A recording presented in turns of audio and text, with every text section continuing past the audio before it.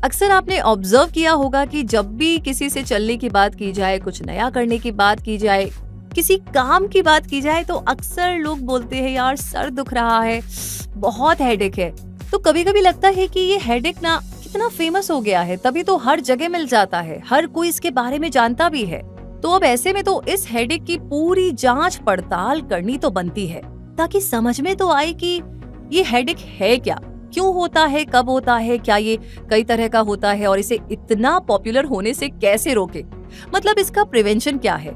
तो क्या आप तैयार हैं कभी भी बिन बुलाए सुबह या शाम किसी भी टाइम आपको परेशान करने के लिए पहुंच जाने वाली हेडेक की पूरी खोज खबर करने के लिए? अगर हाँ तो फिर वीडियो को पूरा जरूर देखिएगा, वरना इस टेंशन में भी हेडेक हो सकता है कि वीडियो के एंड में ऐसा क्या था जो मिस हो गया। तो चलिए शुरू करते हैं और जानते हैं हेडेक यानी सिरदर्द के बारे में वो सब कुछ जो जानना वाकई में जरूरी है। अब बताने की तो बिल्कुल भी जरूरत नहीं है, लेकिन फिर भी बता ही देते हैं कि हेडेक हेड की किसी भी रीजन, किसी भी एरिया में होने वाला दर्द होता है। ये हेड के एक साइड या दोनों साइड्स में हो सकता है। कई बार ये शार्प पेन की तरह फील होता है तो कभी हल्के दर्द की तरह रहता है। ये अचानक भी हो सकता है और धीरे धीरे भी डेवलप हो सकता है। कभी कभी कुछ घंटे रहने वाला हेडेक कई दिनों तक भी बना रह सकता है। तो इसका जवाब ये है कि अक्सर हेडेक्स खासकर माइग्रेन्स फैमिली में आगे बढ़ते हैं।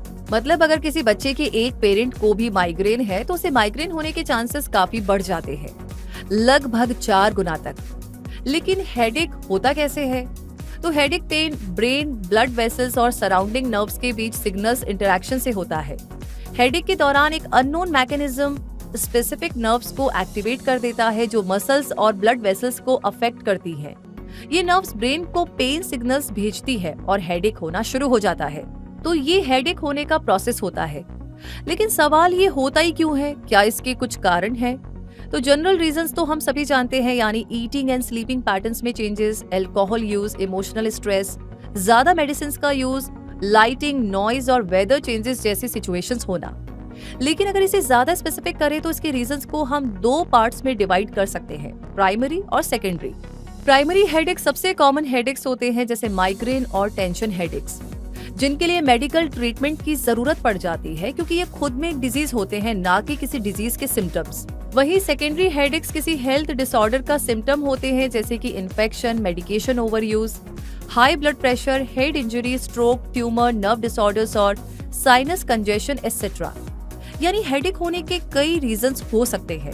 अभी तक मुझे तो लगता था कि सिर्फ टेंशन लेने से, नींद पूरी ना होने से और एग्जाम के टाइम में ही हेडेक होता है, लेकिन देखिए इसके तो बहुत सारे रीजंस होते हैं। इसलिए इसे इग्नोर करते जाने की बजाय थोड़ा सीरियसली लेना भी जरूरी है, और शायद इसके बहुत से टाइप्स भी जरूर होते होंगे।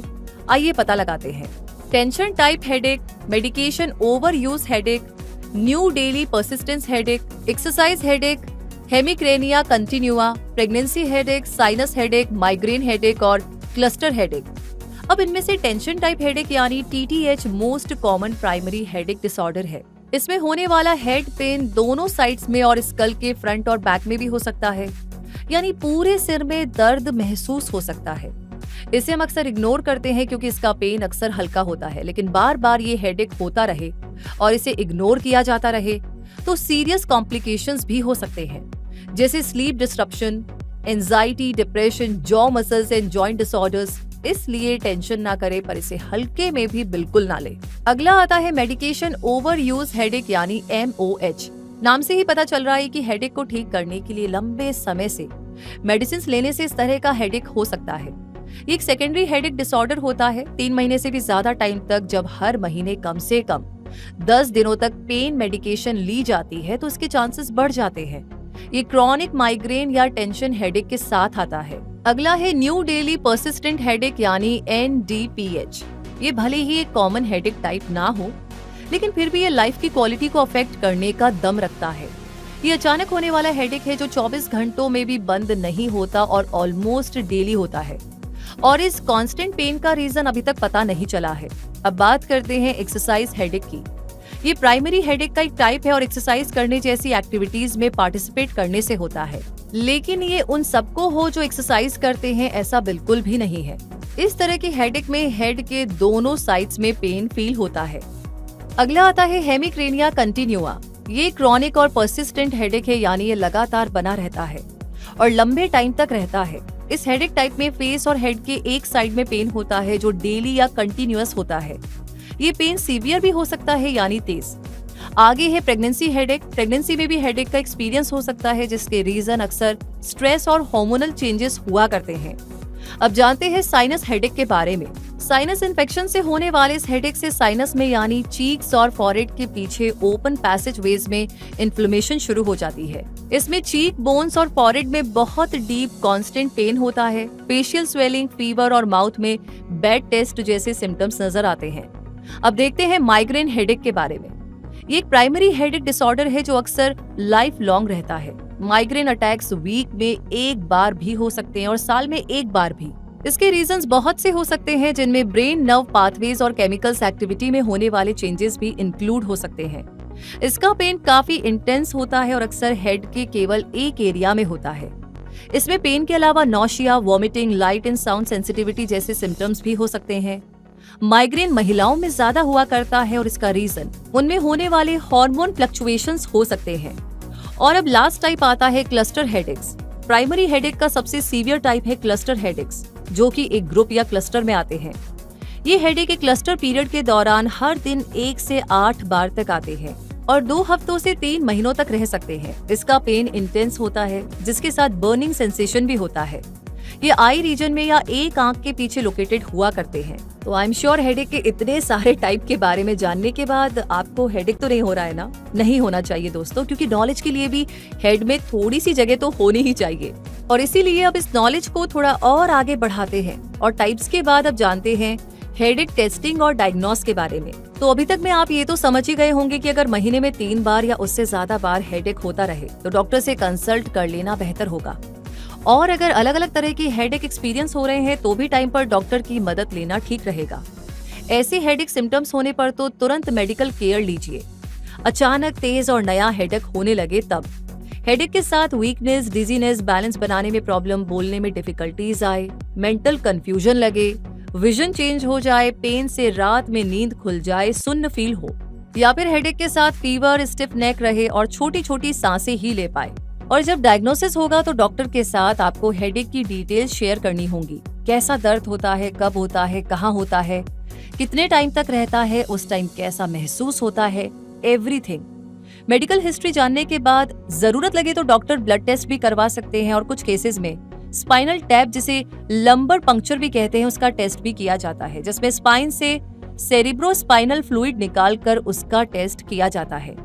डायग्नोस के बाद इलाज की बारी आएगी तो ये इलाज हेडेक के टाइप पर बेस्ड होगा, जो एक्यूट या प्रिवेंटिव ट्रीटमेंट्स भी हो सकते हैं। हेडेक शुरू होने के बाद इसे ट्रीट करने के लिए एक्यूट ट्रीटमेंट्स दिए जाते हैं, जिनमें non steroidal anti inflammatory drugs और नेजल स्प्रेज आते हैं। वहीं प्रिवेंटिव ट्रीटमेंट्स रेगुलरली लिए जाते हैं ताकि उसके पेनफुल सिम्टम्स को कम किया जा सके। इसके लिए anti seizure medications, anti depressant, injectable medications, anti psychotic medications etcetera दिए जाते हैं। हेडेक्स के कई ऑल्टरनेटिव ट्रीटमेंट्स भी अवेलेबल है, जैसे heat therapy, diet changes, acupuncture, oxygen therapy etcetera. इनके अलावा आप सेल्फ केयर इलाज से भी रिलीफ ले सकते हैं, जैसे हेड पर हीट या कोल्ड पैक्स अप्लाई करके, स्ट्रेचिंग एक्सरसाइजेस करके, अपने हेड, नेक और बैक की मसाज करके, एक शांत कमरे में आराम करके या फिर एक वॉक पर निकल करके भी। अब आपके हेडेक के लिए क्या सूटेबल रहेगा ये आप ही बेहतर जानते हैं, ट्राई कीजिएगा। इलाज के बाद प्रिवेंशन पर गौर करें तो नंबर 1, सबसे पहले तो आप हेडेक को नॉर्मल समझना छोड़ दीजिए। नंबर 2, बात बात पर टेंशन और स्ट्रेस लेकर के बैठना छोड़िए। इनडायरेक्टली कहूँ तो तनाव जिंदगी का एक हिस्सा है, एक खत्म होगा दूसरा आएगा ही। इससे डील कैसे करनी है, यहाँ पर आपको काम करना है। नंबर 3 पर है, इसके ट्रिगर्स को पहचानिए और अवॉइड कीजिए। जैसे अगर ज्यादा कॉफी पीने से हेडेक होता है तो उसे कम कीजिए और उसकी जगह कोई और एनर्जी बूस्टर फाइंड आउट कीजिए। इसी तरह ईटिंग हैबिट्स अगर आपकी हेडेक का रीजन बन जाती है तो उसे सुधार लीजिए जल्द से जल्द। अल्कोहल, चॉकलेट, चीज भी आपके हेडेक के ट्रिगर्स हो सकते हैं। और हाउसहोल्ड केमिकल्स या परफ्यूम्स की स्ट्रॉन्ग स्मेल, एलर्जेंस का एक्सपोजर या स्मोक भी ऐसे में अपने ट्रिगर्स से दूर हो जाइए। और नंबर 4, हेडेक होते ही पैनिक ना करें। लेकिन अगर बार बार हेडेक होता रहे, वो भी ट्रिगर्स को अवॉइड करने के बाद भी, तो सोचते रहने के बजाय डॉक्टर से कंसल्ट कर लीजिए। और इस तरीके से आप अपनी डेली लाइफ का एक जरूरी हिस्सा समझे जाने वाले हेडेक को अपनी जिंदगी से बाहर निकालिए, क्योंकि ये आपका फैमिली मेंबर या बेस्ट बडी थोड़ी ना है, एक हेल्थ प्रॉब्लम है जिससे आपको दूर रहना ही चाहिए। और अगर हेल्दी रूटीन और हैप्पी माइंडसेट आप रखेंगे तो बस यूं ही हो जाने वाला हेडेक तो आपका साथ वैसे ही छोड़ देगा। इसीलिए खुश रहा कीजिए और कोई प्रॉब्लम आ जाए तो उसके एक्सपर्ट से बात कीजिए, जैसे हेल्थ मेंटर्स में डॉक्टर से। और आपको पता है मेंटल हेल्थ के भी एक्सपर्ट्स होते हैं। हमें लगता है कि फिजिकली प्रॉब्लम है तो हमारे पास सारे डॉक्टर्स हैं। कभी कभी प्रॉब्लम मेंटली भी होती है, इमोशनली भी होती है, और उस पे काम करने के लिए भी एक्सपर्ट्स होते हैं, थेरेपिस्ट होते हैं, मेंटल एक्सपर्ट्स होते हैं, तो आप उनसे भी डिस्कस कर सकते हैं। और इसी के साथ ये वीडियो आपको कैसा लगा कमेंट सेक्शन में लिख भेजिए। और जिन लोगों को हेडेक होता है, बहुत बार आपने सुना है, प्लीज अभी के अभी लगे हाथ ना, उन सबके साथ इस वीडियो को शेयर कीजिए। आई नो आप चाहते हैं कि सब लोग हेल्दी रहे। और इसी के साथ आगे किस बारे में जानना चाहते हैं वो टॉपिक लिख भेजिए। रूबी आपसे मिलेगी बहुत जल्दी ही, तब तक के लिए सब्सक्राइब करके बेल आइकन प्रेस कर दीजिए। धन्यवाद।